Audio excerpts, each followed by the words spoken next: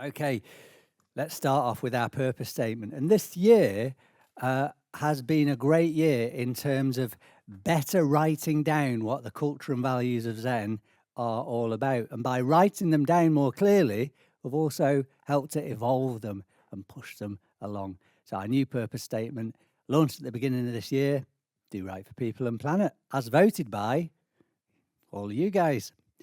We also have our most fundamental long-term people objectives in priority order, which are still very much with us. Happy staff, happy customers, and happy suppliers.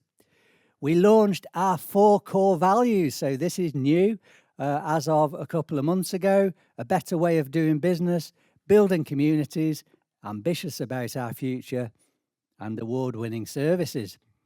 And you might ask yourself, well, those four core values, they're great, but what do we have to actually do to bring them to life? Well, we've done a bit of work on that. I'm going to share it. So let's start off with a better way of doing business. And for me, if you've watched my various videos over the years, you know that I want Zen to be an example of what a business could look like in an evolved and sustainable version of capitalism. My view of capitalism today is it's not sustainable for the long-term well-being of society or for the sustainability of the environment. Companies have got a big part to play. So let's set the best example we can of what a company could look like, supporting that cause. Let's talk about money. Of course, money is critically important to Zen, as it is for any business. It's the fuel that keeps us going, that lets us pay our bills, that lets us invest in our future and do all sorts of other things. But at Zen, it's secondary to our purpose. It's a means to an end to achieve our purpose, whereas in the majority of our competitors and other businesses, money is a goal in itself. Make as much money as you can for the benefit of a select few minority. So very, very different there. In terms of what we need to do to bring that to life, first of all, drive our commercial success, our growth, our profitability, so that we can fuel our people and environment-centric purpose. Think long-term. Sometimes at Zen, we've got to make short-term pragmatic decisions, but we should always bear the long-term in mind when we do that. And again, if I look at some other businesses, a lot of other businesses give people bonuses for hitting such and such a quarterly target or such and such an annual target. We don't do that at Zen. And that drives in those businesses very short-term behavior that's not actually good for the business or their customers and suppliers in the long term. And then we want to look for ways to use our commercial success to benefit society and the environment. Lots of things that we can do and do here. For example, providing free or discounted connectivity into charities is something that we do. There's lots of opportunity for us to do that. So that's the first value. The second value is building communities. And these photos, for everyone that's been involved in fundraising over the last year, we raised £22,000 for Spring Hill Hospice and Children's Adventure Farm Trust. We doubled that with a Zen contribution to 44,000, and we presented those checks just a couple of weeks ago. The two charities were really, really appreciative of that. So what do we need to do to build those communities? First of all, be inclusive. Really important that we respect other people's beliefs, respect other people's points of view. Be yourself, be honest, speak your mind. I want people to be honest at Zen, speak their mind, whilst always being respectful, of course, and considerate of others. And on the subject of speaking your mind, we've got a Q&A at the end. So if you think of any questions, then get them ready for the Q&A section later. And remember, speak your mind. Make everyone feel at home. Make everyone feel included and show lots of appreciation. Anyone that's been on the Living Leader will know that appreciation is a big part of that. Show lots of it. If you're already showing a lot of it, show a little bit more. And contribute to those communities. Contribute to communities within Zen, whether it's your team, deep groups, all sorts of ways you can contribute to communities within Zen. Contributing to your local community, giving without expecting anything in return. ambitious about our future. I'm super ambitious for the future of Zen and have been for 30 years. We've grown our revenue every year for the last 30 years, and every opportunity to continue that graph for the next 30 years. In terms of what we need to do to be ambitious about our future, we should be entrepreneurial, we should be innovative, be decisive, moving quickly. If we see an opportunity and it's good enough to pursue, seize it now. I used to sell pet food on Rochdale Market when in my early teens. And I always remember there was a guy who had the stall next to us. He sold greeting cards. And one thing he said sticks in my mind to this day. He said, sometimes in life, you see an opportunity, you've got a chance to seize it. And if you don't take that opportunity, you might never get that opportunity again, ever.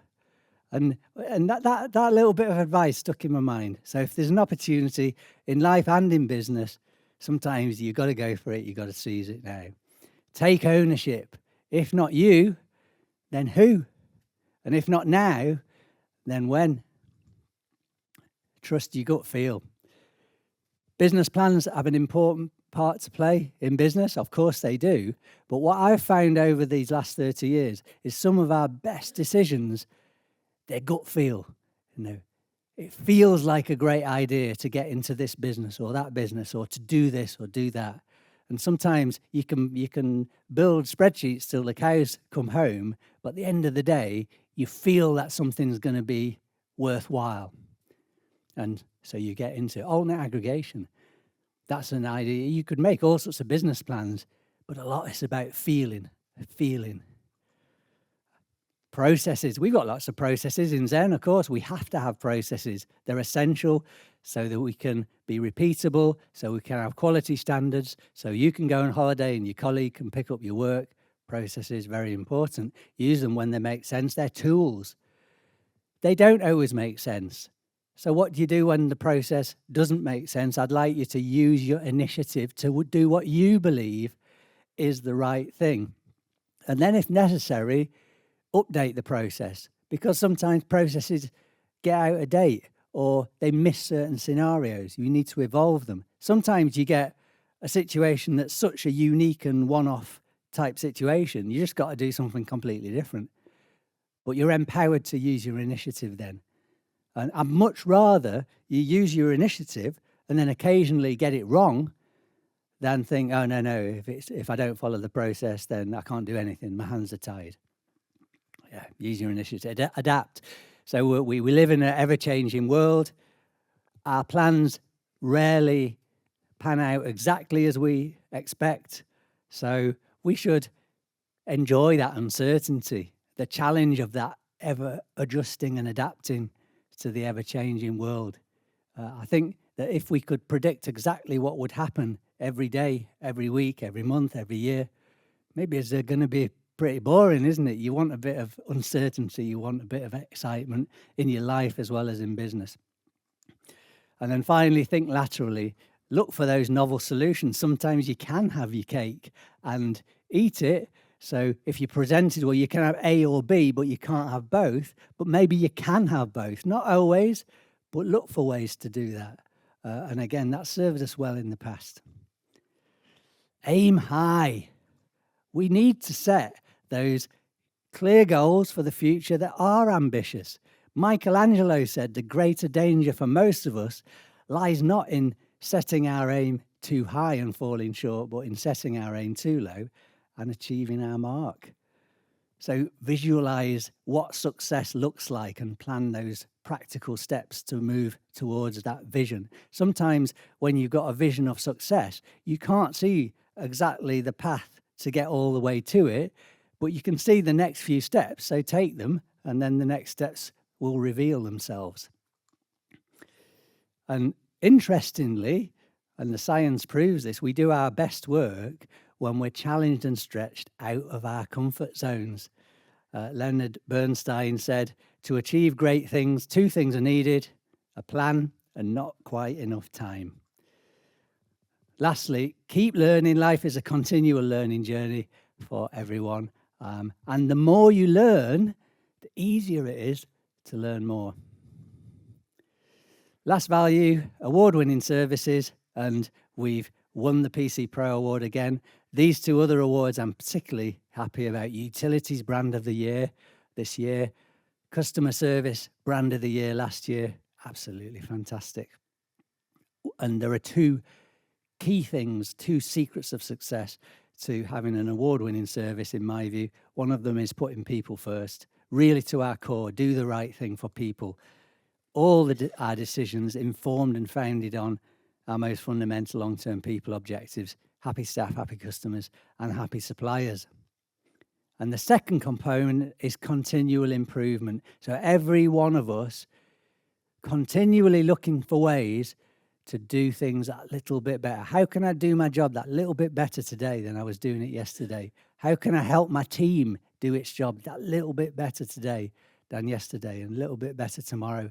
And the combination of all those thousands of tiny improvements make the biggest difference to the success of the business.